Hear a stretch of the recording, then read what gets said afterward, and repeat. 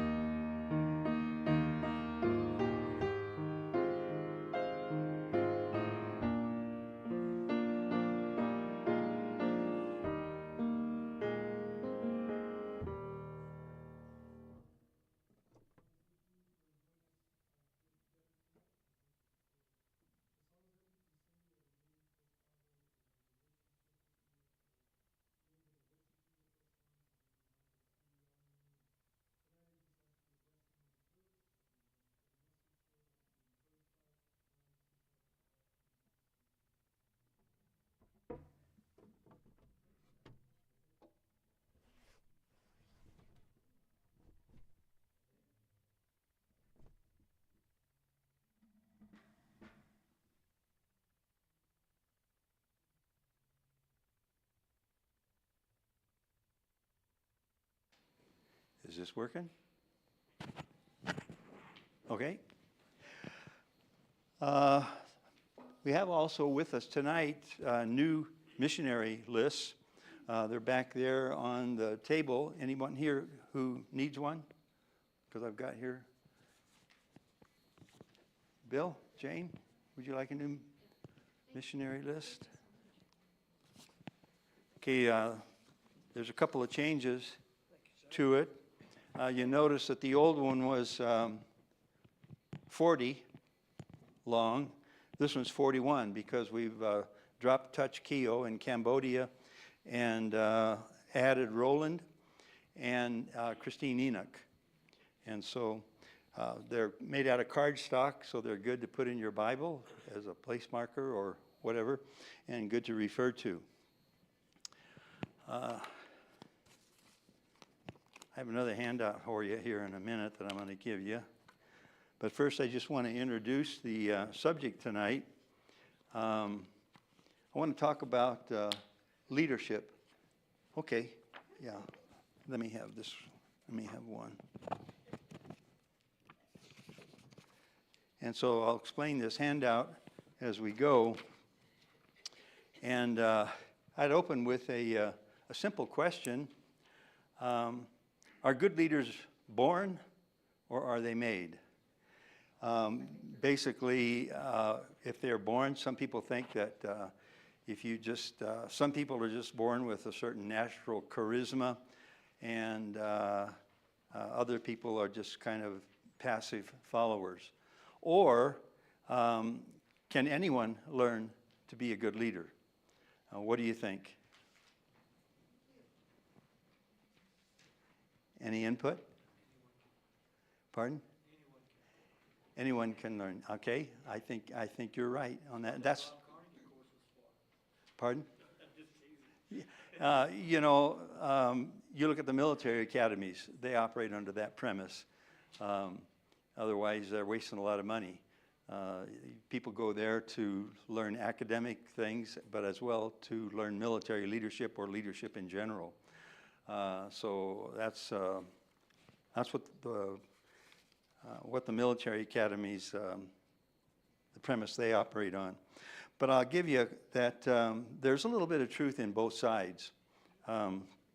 But I think that the predominant weight of evidence and experience lies on the side of that good leaders are made, not born. And our Creator Jesus Christ lived and worked during his earthly ministry the premise that good leaders are made, not born, because he spent 3 years with his disciples teaching them to be better leaders. And our task then is to be as good an example as possible within the parameters Christ sets for us to be good leaders. And Paul clarifies that when he says that some are evangelists, some are pastors, some are teachers, some are given to hospitality, and others support leaders, and so on. So that we end up with when we meet Christ in the end, he'll say, "Well done, thou good and faithful servant." And as I thought about this question of leadership over the years, there's many examples, and I think Christ is our first example of good leadership. And secondly, all good leaders exhibit certain fundamental characteristics of good leadership that we can and should emulate in our own lives. And so with that in mind, I prepared this handout for you, and we'll go through the details of this tonight. But one of the things that I want to disabuse us of is that a lot of people feel that, like that phrase up there at the top, "I'm not a good leader. I can't do this." But I submit to you that yes, you are. You are a good leader, and good leaders are made, not born. And I want to go through some basic biblical basics dealing with a chain of command, cause and effect, and that you only have two options to be a good leader or a bad leader, and then get into some practical basics about competence, initiative, and service. Those 3 points that we want to talk about this evening, and using biblical examples to help you understand how you can develop greater competence, how you can have more initiative, and how you can employ your competence and initiative together to serve Christ and to serve your fellow man. And it's a simple outline, but it's made as sort of a self-help guide to analyze your own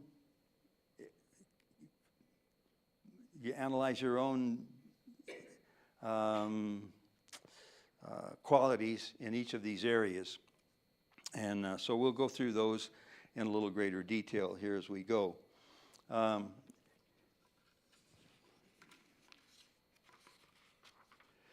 So the fundamentals or essentials of good leadership, I think, are found in competence, initiative, and service. And there's room on here that you can write down scripture references as we go through them. Now, volumes have been written about leadership, and I don't pretend to be an expert on them, but over a period of time, I've developed these basic principles that I think can help all of us. It's been helpful to me. And these principles are applicable not only to our Christian life, but also to any human endeavor where there's any kind of leadership that needs to be displaced. Like, how can you be a better employer, a better employee, a better plumber, a better doctor, so on, even a better husband and a better wife. For example, think of our missionary that we support in Utah, Mike Smith and his family with the Legacy Trade College. He teaches basic skills like welding, carpentry, plumbing, and electrical work, teaching people to be competent in their field. And so remember the Apostle Paul. He was a tent maker by trade.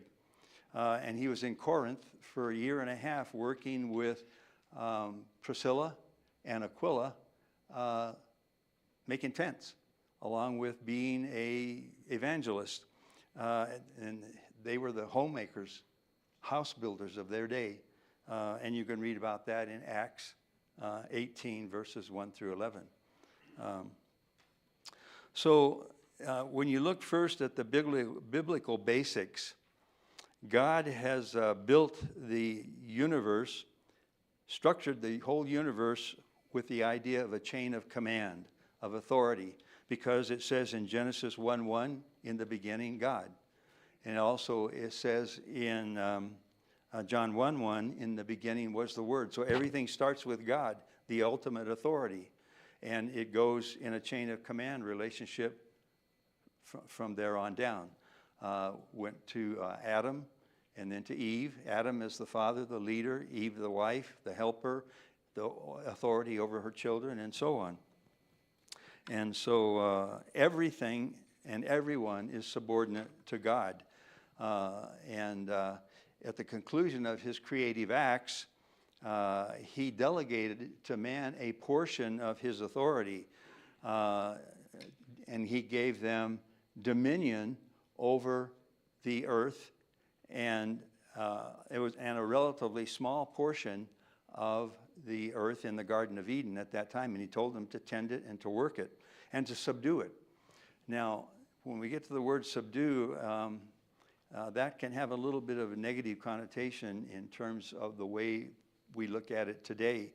But if you look at it in the context of the Garden of Eden, I think that subduing meant basically training animals and plants and so on to be beneficial to everyone in a kind and benevolent way. Think of a Japanese gardener with his way he makes a bonsai tree. It's kind and gentle, and the way you ideally train your dog, not with a whip, but with treats. And so that could have been the way that subduing was seen and could have been employed in the first, in the Garden of Eden. But now you look at it, we look at subduing being a harsh subduing of an enemy that is resisting and has to be whipped into submission and so on. And that's the way we kind of look at subduing in the context of our present world. And people tend to think of God as a tyrant. And so they want to resist. And so, but that's not really the way that God intended for the subduing to be taken place. Now, if you look at the majority of humanity without the idea, without the scriptural knowledge, that's the way they tend to look at God. So this false view of God ends up with a world that's now twisted and distorted with destructive human behavior that God hates. So, but God has a master plan in progress by which he is correcting all this rebellion and chaos at considerable cost to himself. And it's centered around Christ to return the world and those human beings who are willing to cooperate to a new version of Eden that will be better than the original. It says in 1 Corinthians 2:9, "Eye hath not seen nor ear heard, neither have entered into the heart of man the things that God hath prepared for them that love him." Okay? Now, another indisputable reality of the world in which we live is the idea of the concept of cause and effect. And straight to the point of what it means spiritually in terms of human behavior, you choose good and the results are good. You choose bad and the results are bad, cause and effect. And throughout Scripture, you see that God has presented mankind with only two options: choose light or choose darkness, choose good or choose evil, choose God or choose Satan. And that's cause and effect at work. And you choose Christ, you are either for him or against him. And there's no sitting on the fence. So you only have two choices, okay? And Joshua said it well towards the end of his life. In Joshua 24:15, he says, "Choose for yourself this day whom you will serve. As for me and my house, we will serve the Lord." And also, when they got into the promised land, Joshua also, towards the end of his life, erected a stone at Shechem, at the tabernacle, because they still had the tabernacle at that point, and he said, "Lest you deny your God." So don't forget. And in Matthew 10:34, Christ presents himself as coming to bring a sword that will divide all families and all people into two camps, two choices. Okay? Either you're for Christ or you're against him. So that leaves us with only basically two options, which what we're talking about here. You can either be a good leader or you can be a bad leader, and you choose. And so I have put together some practical basics then on how to help yourself to be a better leader, because you have no choice, because you are a leader, whether you like it or not. You either lead by example as a good person, a good leader, or a bad leader. And so the answer to the question, I am not a leader, you are, whether you like it or not. And so the choice is how to be a good leader or do nothing and end up being a bad leader. Now, I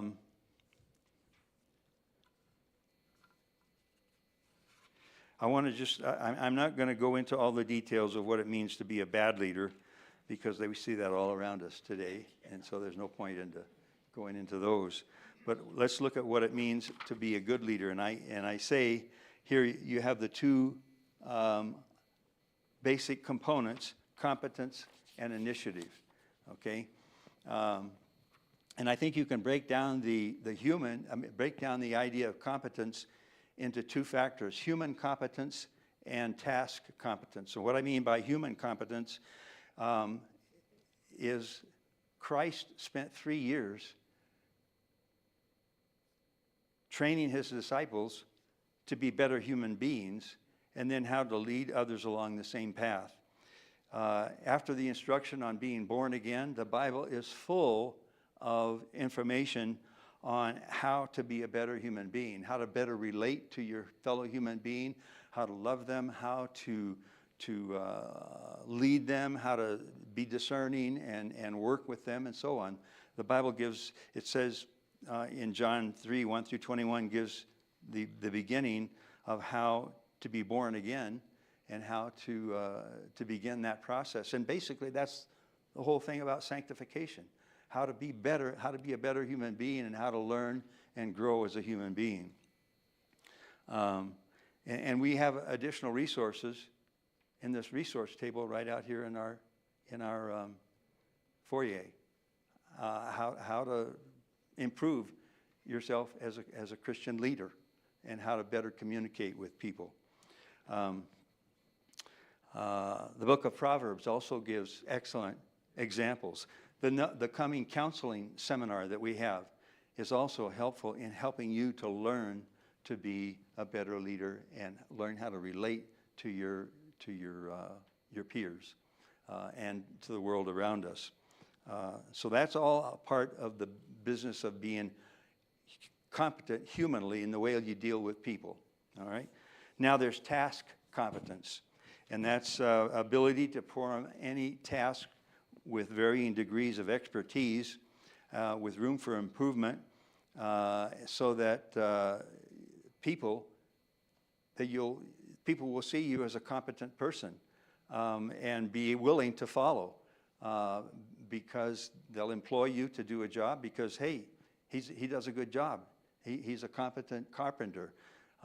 He's a pilot that's going to get me safely to where I want to go without crashing the airplane.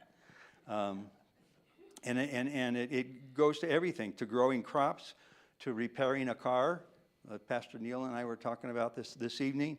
The principle is the same. Do an excellent job. Everything is unto the Lord, and always strive to improve. Now, the next basic thing after competence is initiative. And this, I think, refers to the will, the energy, and the planning necessary to help any group succeed in the task at hand. And competence and initiative have to go hand in hand. Competence without initiative is dead in the water. You could be the most competent most competent mechanic in the world, but if you never get out of bed and go to work, or if you're drunk in the gutter, your competence is worthless. Or initiative, if you have a lot of initiative, but you don't know what you're doing, it's just chaos.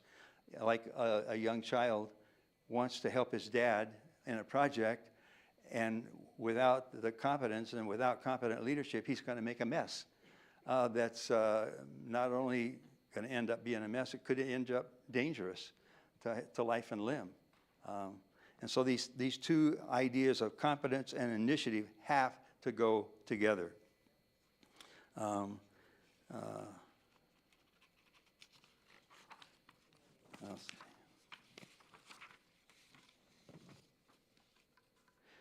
Now, initiative also includes energy and the will to get the job done, and planning. Energy means I must stay physically, mentally, and spiritually fit. And I must be wise to avoid things that will be damaging to me physically, mentally, and spiritually. I don't take drugs. I don't get drunk. I eat good food. I get enough sleep.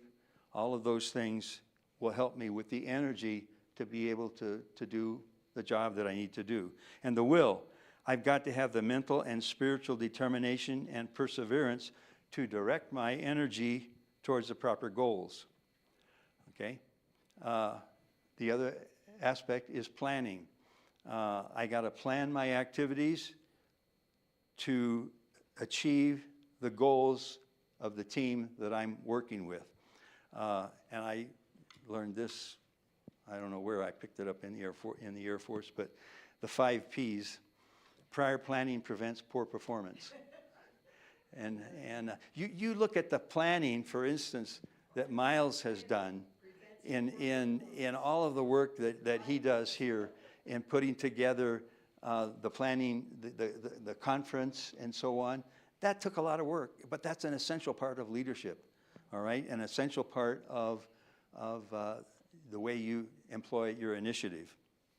Now, the other item that I want to get to is number 3, service. That's at the top of the pyramid, because initiative and competence come together to serve.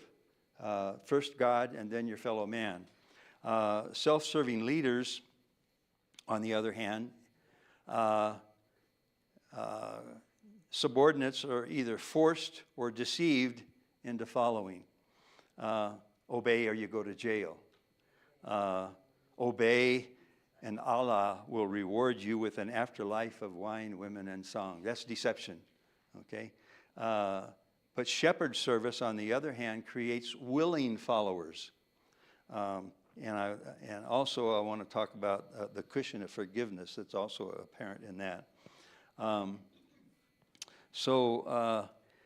In terms of service, the pinnacle of that is competent and energetic leadership to God, who in turn commands us with that authority relationship to serve our fellow human beings. And that's the proper priority in the chain of command relationship that we talked about earlier. Christ describes that in Matthew 22, verses 37 through 40, where he says, God first, the greatest commandment, and man is second. That's the proper priority. And again, we see that in the one-on-one personal confession between David and God, where he says, against you, you only have I sinned. He's violated the first priority of his duty. And that doesn't mean that he didn't probably, I think, apologize and ask for forgiveness of Bathsheba as well, because I think he probably did. But his first priority was to God. And so David didn't ignore his sin against Bathsheba, I don't think. Now, it's also what we are required to do when we sin against another person. We apologize, we ask God and we for forgiveness, and we apologize and we ask the other person for forgiveness as well. Now, another thing in regard to this self-service, in actual practice, the idea of people serving God and their fellow man is often twisted with the people serving their human overlords rather than the leader serving his people. And today's politics is full of that. Now, to further illustrate the point, here's another pertinent question. What is the difference between being a good manager and a good leader? Well, just cut the top off that triangle. Eliminate the service, and you can be a thoroughly competent manager with a lot of initiative, but if you're not serving anyone other than yourself, then you can be a good manager that way, but you're not really a good leader that people will willingly follow.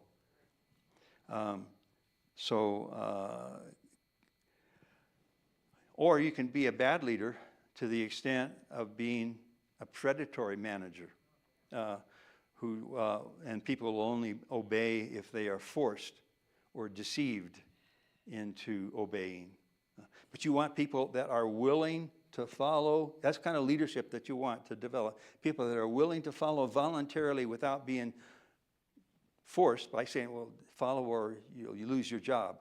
But people that are willing to follow just because you have provided the competence and the initiative and everything needed to help the people get the job done that they want to do as a team. That's why, for instance, in shepherd service, in government, that's why elected officials are called public servants. are they not? Ideally. Hired workers are called civil servants. Isn't that ideal? So that's woven into the way that, ideally, the way that Shing should be. Now, willing followers in the military, for instance, are people being willing to, the leader cares for his men to such an extent of being willing to die for them. And in turn, this inspires his men to be willing to do the same for each other and for their country. Now, I will mention this idea of the cushion of forgiveness. And this is an additional benefit that a good leader will have that a self-serving leader will not have. A self-serving leader, a predatory leader, at the first sign of incompetence or mistakes, people are going to be wanting to get rid of him right away. No forgiveness, just get out of here, leave. But if you are a leader who is obviously in it for your team, for the people that you are leading, people will naturally give you some slack. And if you make a mistake, they're willing to forgive because they know you have your best interests at heart. And that's true for the husband and wife relationship as well. One of the greatest examples of that, is being a military guy, is Robert E. Lee at Gettysburg. Lee was a brilliant strategist and tactician up to this point in the war. But at Gettysburg, he made a disastrous mistake. At Pickett's Charge, I don't know how many of you are familiar with the Civil War and the battles that occurred there, but at Pickett's Charge on the third day of the battle, his troops were required to assault the Union forces at the top of the hill, and they were slaughtered. And it was a very bad mistake that Lee made. But when he greeted his men as they came back, retreating, he was inconsolable. He blamed himself, and his men said, "No, form us up. We'll do it again." They had so much confidence in him, but they were willing to forgive, and so the war dragged on for another 2 years with Lee returning to the brilliance of his tactics and strategy. And his men loved him until finally at Appomattox, they were forced to surrender against overwhelming odds. But that's an example of a kind of leader that was in existence at that time, that Lee was. And that's what a husband and wife in a relationship, the husband willing to even die for his family, and the wife is willing to forgive most of the time, up to a point, especially in military leadership. You can end up finally rise, the Peter principle, rise to your level of incompetence, and that's as far as you go. So this what I say here, cushion of forgiveness, that's an extra benefit that is part of being a good leader. That's just the things that I wanted to share with you this evening. And in conclusion, I would say that, I'm going to just read what I wrote here. In conclusion, I am convinced that good leaders are made so by teaching and experience. They're not just born that way. This is the way our shepherd Christ led us and taught his followers 2,000 years ago. And it's the way he wants each and every one of us to lead in the performance of his Great Commission. And I think this simple guide can help you to periodically analyze and improve your own leadership with Christian principles and scriptures in mind, so that in the end, when your job is done, Christ will say to you, well done, thou good and faithful servant. And so those are just some of the things that I wanted to share with you this evening about leadership that I think it's been helpful to me. Not that I'm all that great a leader, but I'm better than I would be without him. So, any questions, observations? What do you think? Don? I think biblical leadership is, we have a great example in Moses. Yeah? And then the mentorship by to Joshua. And that's an important part of it. Yeah. And Moses grew over time because in the very beginning, he didn't want any part of this. He says, I can't speak. I'm not a good leader. And God finally said, God talked to him nicely for a while. And then finally God's anger flared up against him. And he says, enough of this. You will do what I tell you to do. And God's anger flared up against him. And then over a period of time, Moses learned and grew as a leader to where finally, with his devotion to God and the things that he learned by experience, he was able to meet with and talk with God sort of face to face almost. Yeah. Don? And then the other benefit is that he even listened to his father-in-law. Yeah. Yeah. Yeah. And Pastor Neil? Well, I was thinking of this idea that I realize that leaders are made through training and experience, but isn't there something to do with how a person's personality, you're born with a personality? Yeah, yeah. And I think that has a lot to do with leadership, because some people just have a natural ability to lead, and then they develop those skills through what you talk about here. Yeah. With training But here's another idea along that line. When I was at the academy, I had a leadership course I was working with, and there was a book that we used called 19 Stars by Douglas Puryear, and it examined the leadership style of various military leaders. And there were all different sorts of military leaders. You could have a bombastic, overly aggressive guy like Patton, or you could have the soldiers' general who was, what was his name? But he was a very humble guy, and he was very plain and very simple, and he was a good leader. He was a general, and so it comes in all different sizes. You can be a leader. I mean, Paul, he was kind of a hard guy at first, and he was kind of a introspective. He wasn't the flamboyant Peter. So leaders come in all sorts of personalities, and you can have a leader who is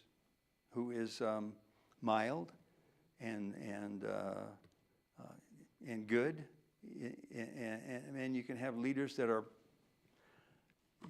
very strong and very powerful and even bombastic at times, like Patton was. Intimidating. I wish I could remember the name of that one general that was so. I don't remember. My memory's failing me. So, any other thoughts? So I hope that keep this and think about it and meditate on it a little bit and see how you do and how you can grow over time. Where am I in the area of competence? Can I improve? I mean, that's why we send pastors to seminary. That's why we go to and we have continuing education in various professions. And sometimes it's a perishable quality too, because I like to think that I could go fly an airplane like I used to be able to, but it requires constant maintenance and constant improvement. Use it or lose it, so the saying goes. Yeah, Sue? Mothers are incredible leaders. Yes. Yeah, and that's part of that authority chain of command business. Training and Yeah. encouraging and The children. rebuking when they need rebuking. And you help lead your husband, too. And so you are a leader. It's a biblical fact. So choose to be a good one. Learn to be a good one. Learn to be a better one. Okay.